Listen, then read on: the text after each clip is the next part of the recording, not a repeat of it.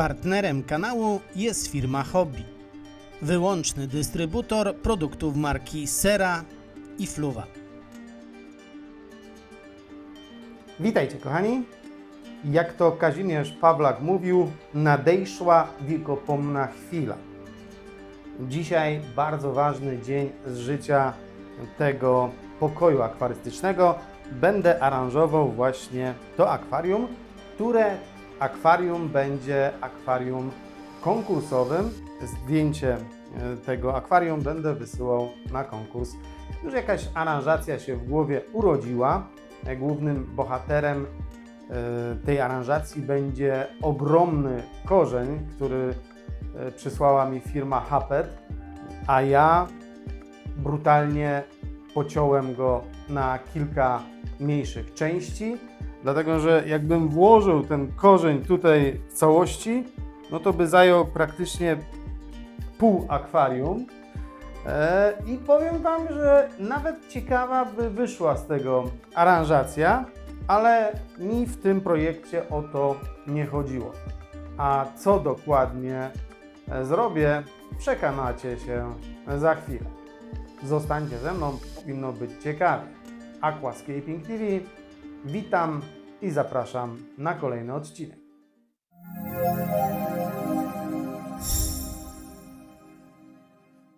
Witam po przerwie.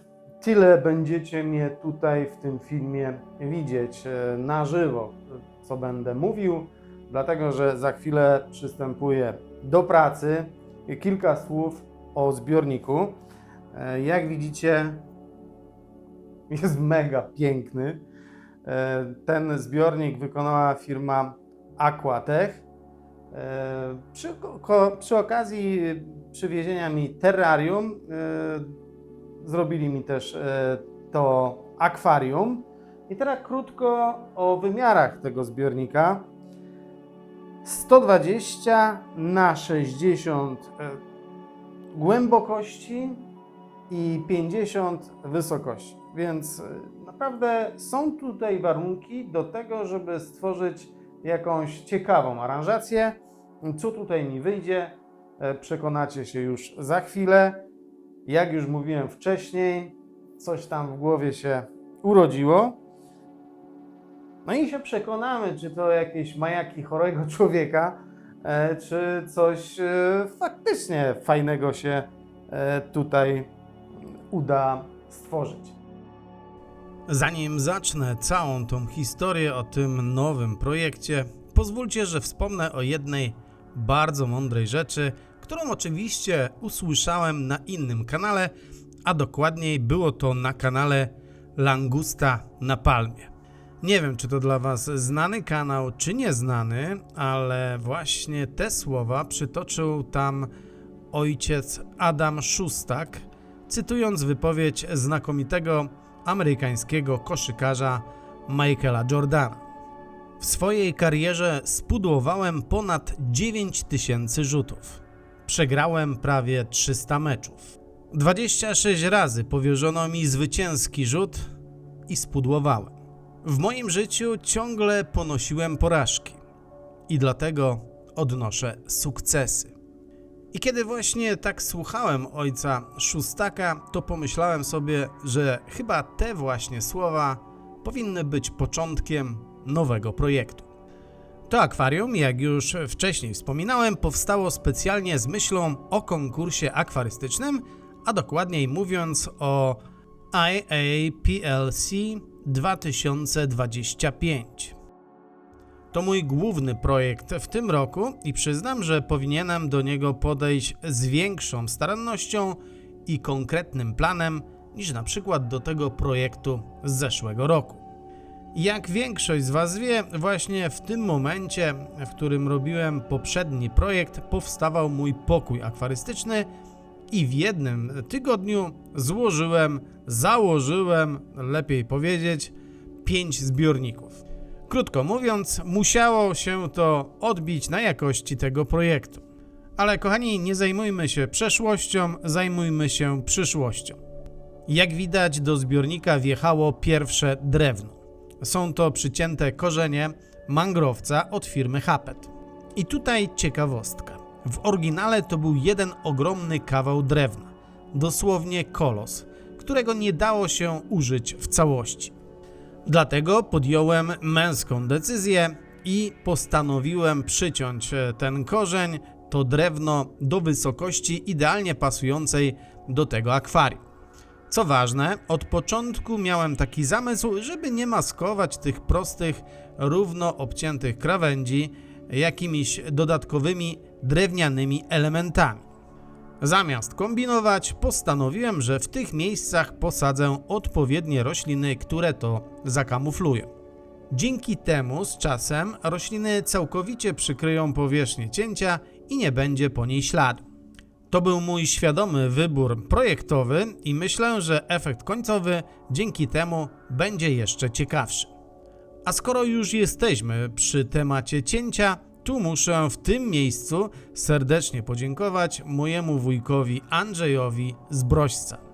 To właśnie on mi pomógł w ujarzmieniu tego wielkiego kawałka drewna i bez jego pomocy sam ręczną piłą miałbym zdecydowanie trudniejsze zadanie.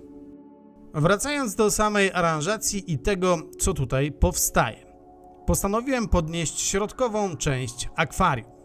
Zrobiłem to z dwóch powodów. Po pierwsze, żeby zaoszczędzić na ilości podłoża aktywnego, a po drugie, żeby cała konstrukcja była solidniejsza. Ten zabieg często sprawia, że wtedy akwarium wydaje się dłuższe. Do tego celu wykorzystałem bardzo prosty, ale sprawdzony patent. Worki do wkładów filtracyjnych. Oczywiście nie same worki. Normalnie wrzuca się do nich media filtracyjne, ale w tym razem użyłem ich zupełnie inaczej. Wypełniłem je podłożem wulkanicznym, które świadomie używam jako bazy do dalszej budowy aranżacji. Na wierzch rozsypałem jeszcze Volcano Mineral od firmy JBL. To rozwiązanie stosuję w większości moich aranżacji, choć zdarza się, że sięgam też po podłoża innych producentów. Najważniejsze jednak dla mnie jest to, aby na samym dnie znalazł się materiał bardzo porowaty. To właśnie w takich strukturach idealnie osiedlają się pożyteczne bakterie, które później wspierają cały ekosystem akwarium.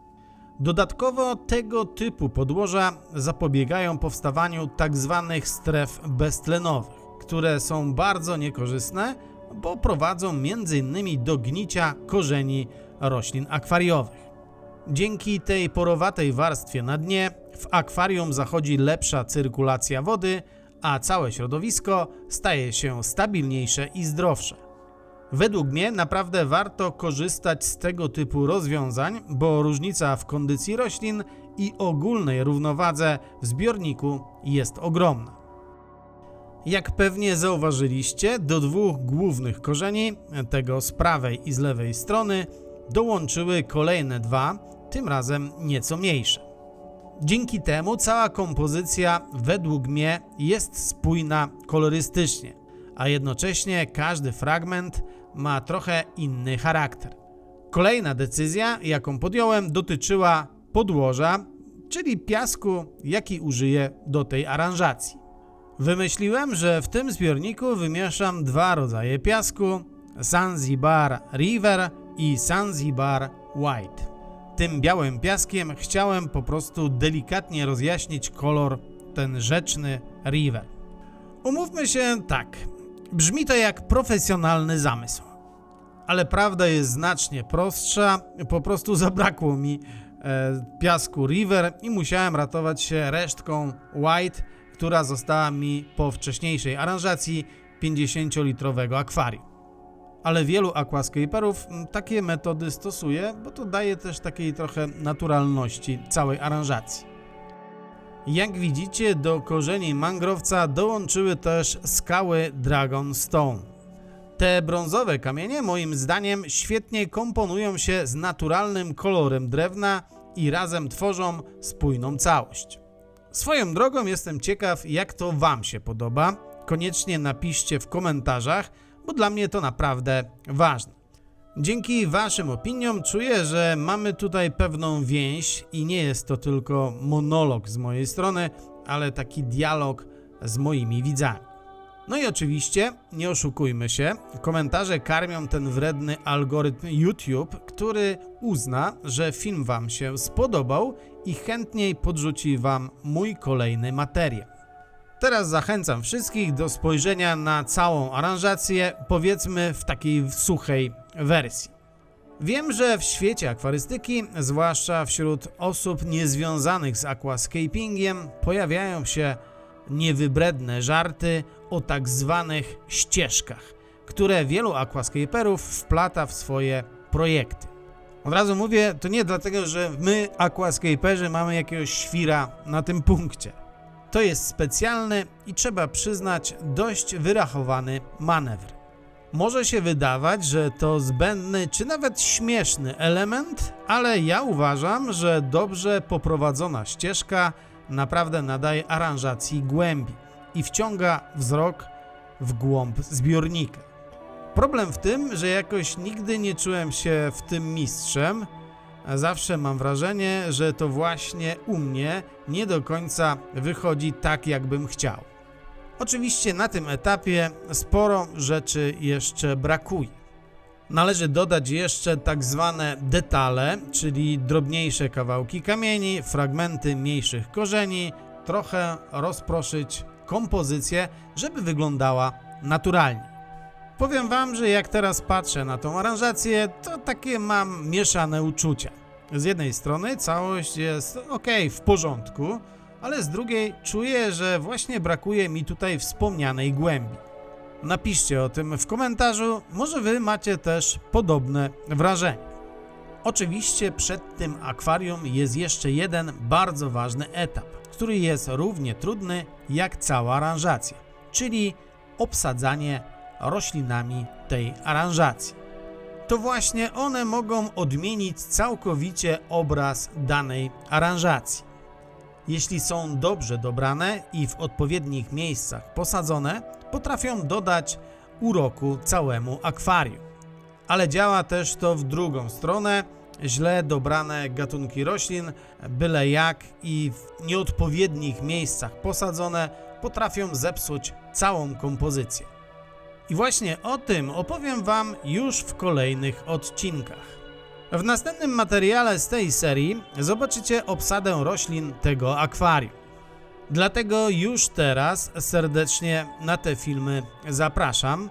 Nie zapomnijcie polubić film i zasubskrybować, jak uważacie, że to, co tutaj robię, jest dla Was ciekawe. Na koniec chciałbym pozdrowić wszystkich wspierających i wszystkich tych, którzy chcą dołączyć do tego zacnego grona. Zachęcam do tego. Oczywiście premiery nowych filmów dla wspierających, jak zwykle, dużo wcześniej. Dzięki, że byliście ze mną, trzymajcie się i do zobaczenia za tydzień. Cześć!